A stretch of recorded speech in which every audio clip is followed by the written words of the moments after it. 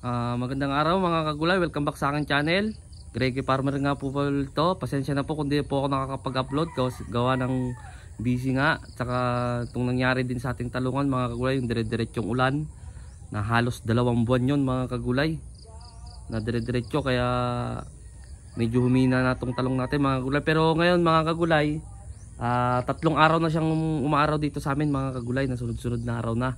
Sana nga magdire-diretso na mga kagulay para maparecover natin tong talong natin. Pasensya na po kung di ako nakakapag-upload, gawa nga ng busy rin ako dito sa tataniman ng ng susunod na talong mga kagulay. Ito nga nasa kuwan lang siguro to 4K, saka sa atsal 5K sana, kaso lang 2.5 lang yung nasidling nung in-orderan natin mga kagulay. So balik tayo dito mga kagulay. Pinaparecover nga pala natin tong ating talong mga kagulay. Kasi kung makikita nyo, naninilaw na siya. Tapos kasi halos 1 buwan at 1 month in 1 week mga kagulay na walang abono to mga kagulay. Kaya ganyan yung nangyari dito sa talong. Pero titestingin natin mga kagulay kung makaka-recover siya. Pero yung kabila mga kagulay ay binunot na namin. Gawa nga ng wala na, hindi na talaga makaka-recover yun nandun. Gawa nga yun yung talagang naulanan na ng ulanan. Para-pares naman to na ulanan mga kagulay. Ang ibig ko lang sabihin doon talaga yung natubigan mga kagulay. Gawa ng dire-diretso. Hindi naman siya napopondohan. Ang kaso lang mas mababa doon mga kagulay. Mas mababa siya. Yan, tingnan nyo yung talong natin mga kagulay. Tingnan. Pero kaya ako na to pinaparecover mga kagulay kasi may lumabas ng mga bagong mga bagong saha kung tawagin. Ayan mga kagulay sayangan naman ako, lumabas na mga kagulay kaya paparecover natin mga kagulay. Kaya ngayong araw na to mga kagulay ay aabonuhan natin. Ito rin mga kagulay, wala na rin tong spray. Minsan na lang itong na-sprayhan gawa nga ng dire-diretso ng ulan. Alam yan ng mga taga rito sa Caraga region, lalo na dito sa Davao, na bahaan pa nga doon. Kung napapanood nyo sa TV na grabe ang mga landslide doon. Buti na lang dito sa amin wala naman, kahit pa paano wala naman landslide. Kumbaga ulan lang talaga dito sa sa Caraga region mga gulay. Kaya nga bigla ang nagmahal ng mga gulay dito mga boss. Bigla ang mga nagmahal ng mga gulay dito. Kahit anong gulay ay mahal dito. Yan siya, paparecover natin siya mga gulay. Bali ngayong araw na to ay mag-aabono tayo. Ipapadaan natin sa drip. Bali itong natira na to ay nasa 1.6 na lang mga kagulay. Kung ito'y kulang-kulang 5,000 ngayon, nasa 1.6 na lang mga kagulay. Kasi meron pa rin dyan sa mga gitna na may mga namatay na mga kagulay. Hindi na kinaya. Kawa naman ulanin ng 1 buwan na dire-diretso mga kagulay. Sa 1 linggo, iinit lang ng 1 araw, tapos dire-diretso na namang ulan. Ganun ang nangyayari dito mga kagulay. Alam yan ng mga taga rito mga kagulay, dito, lalo dito sa Bayugan. Kaya bigla nga nagmahal lang Ito, papansinin nyo mga kagulay, wala na dito. Kung dati ito talungan, kasama na ito sa kulang-kulang 5,000. Ngayon ay tinaniman ko na lang siya ng pipino mga kagulay. Tumubo na rin yung mga pipino natin. Kaya kung mapapansin nyo, para hindi sayang yung plastic, ang ginawa ko na lang, tinaniman ko na lang yung mga pinagbunutan ng talong. Tinaniman ko na lang siya ng pipino mga kagulay. Tapos yung kawayan, hindi na rin ako hindi pa naayos itong mga kawayan niya mga kagulay. Kumbaga ginanyan ko pa. Ayusin pa siguro to mga mamaya siguro pagkatapos naming abono, kasi kailangan namin tong maayos lahat to mga kagulay, mabalagan lahat tong pipino at saka sitaw. Bali itong pipino natin mga kagulay nasa 1,000 lang mga kagulay, 1,000 na puno. Hindi pa natin alam kung tutubo lahat, pero halos karamihan naman mga kagulay lumabas na yung niya, yung ng pipino natin. Kaya mga kagulay, baka may magsabi dyan, baka hindi ka lang marunong sadyang kahit sinong tanongin nyo mga kagulay na taga rito sa Caraga region, napapanood nyo naman siguro, babalitaan nyo na talagang grabe ang ulan dito mga kagulay. Marami naman tayong subscribers na magpapatunay na dito sa Caraga region ay talagang walang tigil ang ulan ng mga nakaraan. Mga 1 buwan yun talaga mga kagulay, hindi ako nagbibiro, mga 1 buwan yun. Meron nang iinit siya 2 araw lang. Siyempre kapag galing sa ulan yung dire-diretso yung talong nyo, bigla yung init, talagang mag-ano siya mga kagulay, may stress siya. Kaya itong napag-decision namin nung may-ari nitong lupa na bunutin na lang. Pero ang suggest ko naman para hindi sayang yung plastic, saka yung mga kawayan na dito, taniman na lang ng pipino. Pumayag naman siya mga kagulay, kaya ito pipino to mga kagulay, nasa 1,000 to mga kagulay, kasi isang lata yon, 1,500 ang laman ng isang lata. Pero hindi namin tinanim lahat mga kagulay kasi nag-ano rin kami to ng ano ng sitaw para kasunod ng sitaw mga kagulay na nakatanim doon, yung green na green doon mga kagulay, sitaw yon. Pati yung ano natin, hindi na kayo na-update, kung na-update doon sa ano sa ampara, sawa naman ng Diyos ay kahit papaano kumita rin naman tayo doon kahit gano'n na nangyari doon sa ampalaya. Siya. Bali dito ang inabot na ang harvest nito, nasa 18 harvest na to mga kagulay. Itong talong natin mag-aapat na buwan pa lang siya sa 22 netong 22 mga kagulay, mag-aapat na buwan siya, kaya nasasayangan naman ako nung tinignan ko. Lumalabas na yung ano niya, yung panibagong saha niya rin, nasasayangan naman ako. Wala pa naman kaming talong, di pa naman kami nakapagtanim doon, kaya i-recover muna natin to mga kagulay. Yan yung hanggang doon, kaya naging 1.6 lang to mga kagulay kasi 80 ang isang plat, tapos 10, 800, tapos 5, ay nasa 1.4 lang pala to mga kagulay. Wala sa 1.6 kasi 15 plat lang tong i-recover namin. Ang isang plat 80 ano, 80 puno mga kagulay, 80 puno siya. Ayan, makukwenta niyo naman to, double row to mga kagulay, 40 meters ang taas. 40 meters, 0.75 ang ano, makukwenta niyo naman to mga kagulay. Hindi po ako nagsisinungaling sa inyo. Nasa 1.4 mga ganun lang to mga kagulay, kasi 1.2 nga lang mga kagulay 15. Ay dito pala, kaya pala naging 1.6 mga kagulay. Meron palang 5 dito mga kagulay. 1, 2, 3, 4. Ilan ba to? 5 na ano, na hindi yung 40 meters ang haba ng plat mga kagulay. Kaya pala naging ano, mga nasa 1.4 nga. Ganyan mga kagulay, sa 1.4 to. Pero itong ano 15 to mga kagulay. Itong 80 ang haba 15. Kapag 80 times 10, 800 plus 400, 1.2 plus ito, all mga nasa 1.5 mga kagulay to. Kasi yung 10 plat doon mga kagulay, abang-abangan nyo na lang kung bakit ko bubunutin din doon mga kagulay. Sasabihin ko na nga lang mga kagulay, gawa ng i-demo natin sa ano, sa company East West. Kasi halos naman ng tanim ko dito mga kagulay ay company ng East West Seed mga kagulay. Yung ano dito, mga kalibaw nito, Calixto, itong pipino natin, ano ba tong ano, nakalimutan ko na tong mga, basta mga ano siya ng East West mga kagulay. Kaya yung 10 plat doon bubunutin din doon mga kagulay. Gawa na yun yung ano, kailangan 1,000 square meter. Kailangan mag-demo doon mga kagulay. Gusto ko rin sila mag-demo dito, gawa nga ng siyempre may mga bagong ano variety. Babalitaan ko na lang kayo kung anong mga bagong variety nila sa talong man, sa sitaw man, o kung anong gulay man nila na bagong variety mga gulay. Titignan ko rin para makita ko rin yung performance nung bago nila, para kung magtatanim ako, alam ko na kagad kung ano yung mga ano doon mga gulay. Kaya nag-usap kami nung amo ko dito, yung may-ari ng lupa. So binigyan namin doon ng 1,000 square meter para mag-demo sila doon, kasi 10 variety ang tatanim nila doon mga gulay. So balik tayo dito mga gulay, nabanggit ko lang yon kasi baka may kumuwenta, boss, kulang-kulang 5,000 tapos yung kalahati lang ang nano mo, bakit sabi mo 1.6? Baka may magtanong na ganun mga kagulay. So pinapaliwanag ko na kagad dito no, kung bakit nasa 1.5, 1.4 lang to natira mga kagulay, kasi binunot nga to, tapos yung 10 plat din doon, 10 plat din doon ay ibibigay natin sa ano, hindi na ibibigay, kumbaga pagdedemohan lang mga kagulay. So balik tayo dito mga gulay, bali dito natin sa drip ipapa ano yung ano ating abono. Ito na, natutunaw ako mga gulay, medyo matagal lang itong tunawin. Ayan siya mga gulay, yan. Nung tinesting namin to kasi nakaunang testing na kami dito ng ano, ng abono. Yung mga nakaraang ano pa yon, nakaraang buwan nag-testing kami dito kahit umuulan. Yung tinesting namin, 5 yung inano namin, masyadong malakas. Kaya ang gagawin ko siguro dito, mga 10 plat. Ibig sabihin, 10 plat, 20 na hose na papunta na, kasi double row ako mga kagulay. Ayan siya. Yan, tumubo na nga na naman yung mga ano, gawa na nag-scatter na to ng mga nakaraang buwan mga kagulay. Kaso lang, dire-diretso kasi ang ulan. Kaya tumubo na naman yung ano, gagraskatirin na naman to. Kasi kung titignan nyo talaga mga kagulay, sayang siya oh. Ayan oh. Umaano na yung mga panibagong ano niya, Nasasayangan din ako yan, mga panibago niya. Ito, gagraskatin natin sa susunod.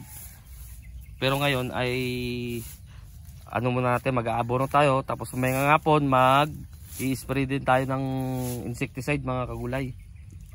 Ayan. Siya, medyo naninilaw siya. Tinanggal na nga namin yung talagang dilaw dyan mga kagulay ng mga nakaraan.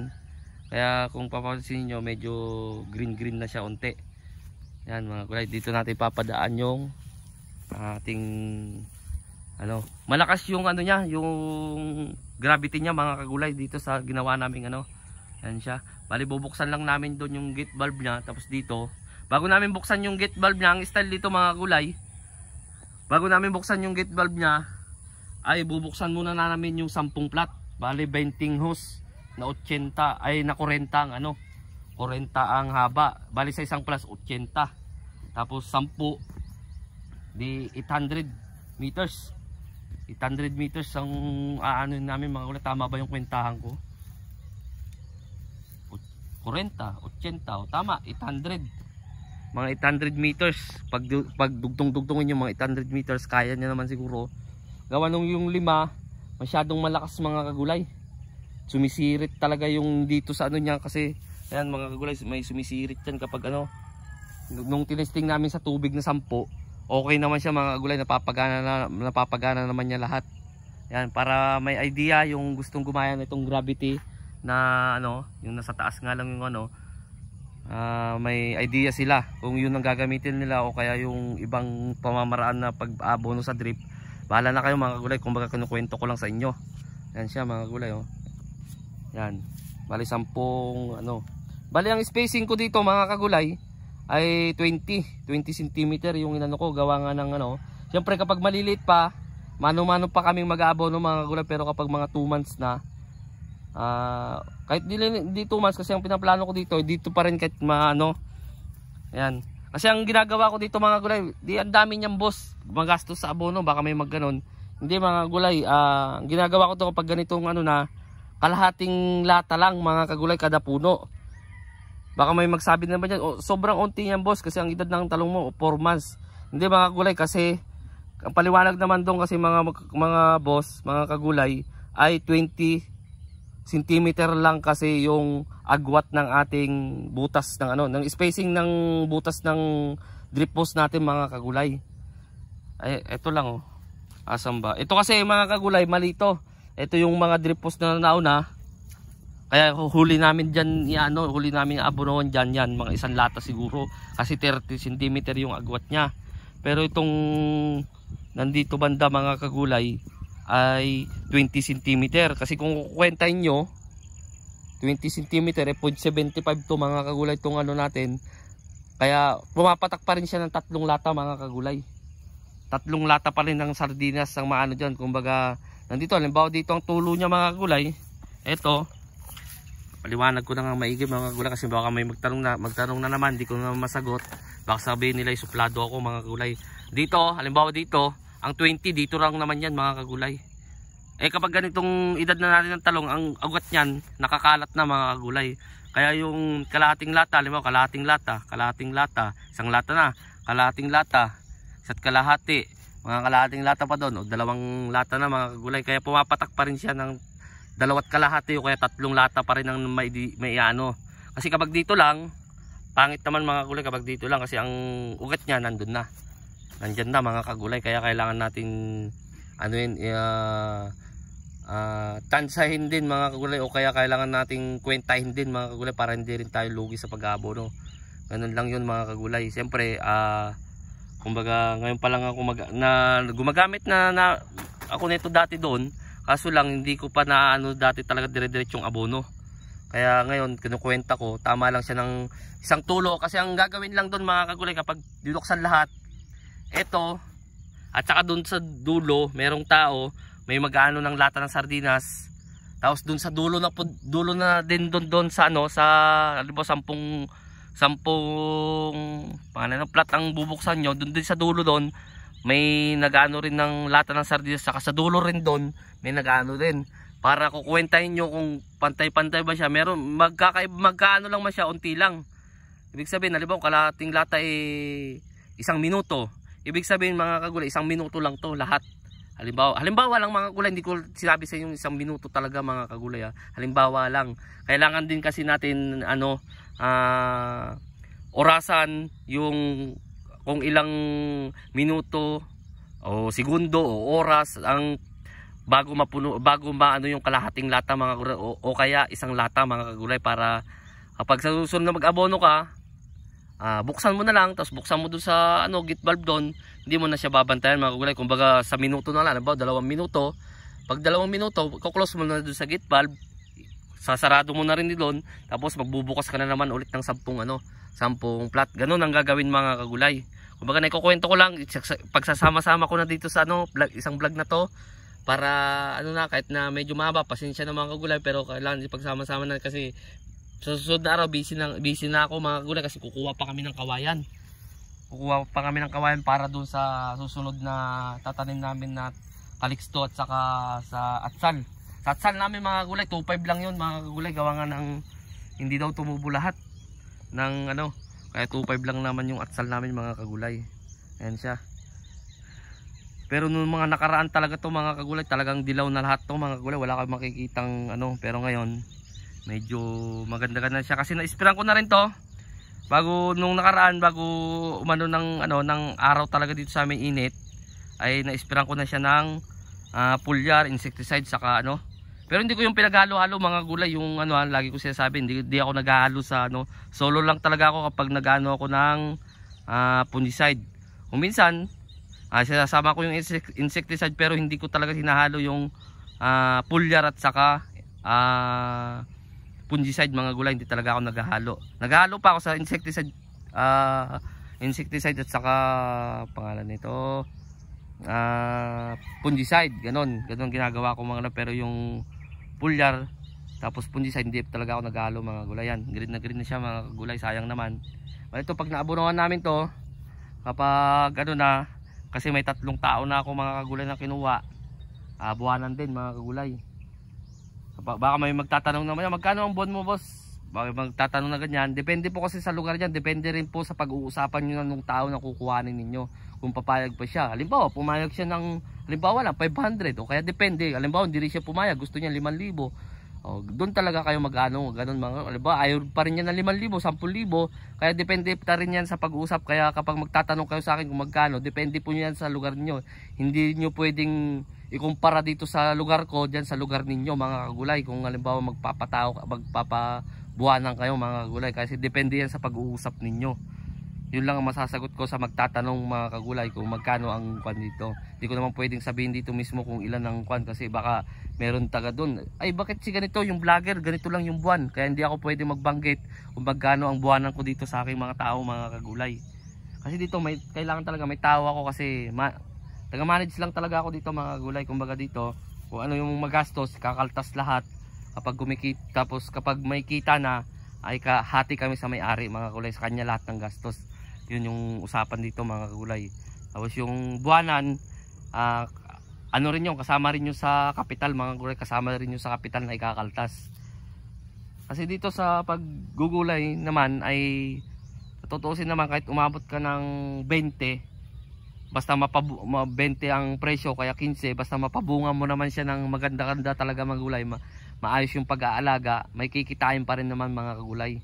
Kasi yung mga ibang farmer kung minsan kasi sasabihin lugi kahit naman kasi nga hindi nila napapabunga ng katulad nito, unti lang yung may kita pa rin namin kami dito, kaso lang siyempre hindi ko siya napabunga nung parehas sa akin doon sa San Franz na halos yung 4.5 ko 3 buwat kalahati lang, kumita ako doon ng 420 doon mga gulay. Pero dito hindi siya kumita ng ganong kalaki, gawa nga ng siyempre hindi natin napabunga ng talagang katulad doon na 2.3, 1.8. Dito kasi hanggang 1.2, 1.3 lang yung harvest natin dito mga gulay. Ang kagandahan lang naman dito mga gulay, kahit ganon ay mataas-taas naman yung presyo, kaso lang nakaka-18 harvest pa lang tayo, hindi katulad doon na kailang harvest. Kaya kumita ako doon ng 420. Kumbaga net na yon mga kagulay nung nakaraan doon sa San Franz. Dito basta kumita pa rin naman mga kagulay kahit paano dito mga kagulay. So hanggang dito na lang ako mga kagulay.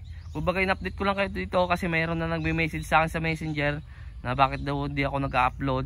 Ayun nga, ito na yung sagot. Kasi busy nga ako doon, kasi meron pang tataniman doon. Doon sa may ampalayan na yan mga kagulay, meron pa rin doon mga nasa 3/4 pa yon natataniman mga kagulay. Dito 3/4 din to mga kagulay, yung tataniman na yan. Yan, nandyan yung bakanting yan, 3/4 din yung mga kagulay. Hindi namin pinagsabay-sabay para hindi kami na mali nga lang to mga kagulay. Eksakto naman, hindi naman mali na lang to kasi sa ulan. Pero kung to, mapapang-abot sana doon sa kabila. Kaso ganun nga nangyari sa panahon naman yung nagdikta na kung gusto nyo umulan talaga, wala tayong magagawa mga gulay. So yun mga gulay, hanggang dito na lang ako. Sa bago pa lang sa munting channel ko, huwag nyo kalimutan mag-subscribe. Click nyo na rin po yung notification bell para update kayo lagi sa gagawin kong video tungkol dito sa pagtatalong ko sa atsalo, sa pipino, sa anong gulay man.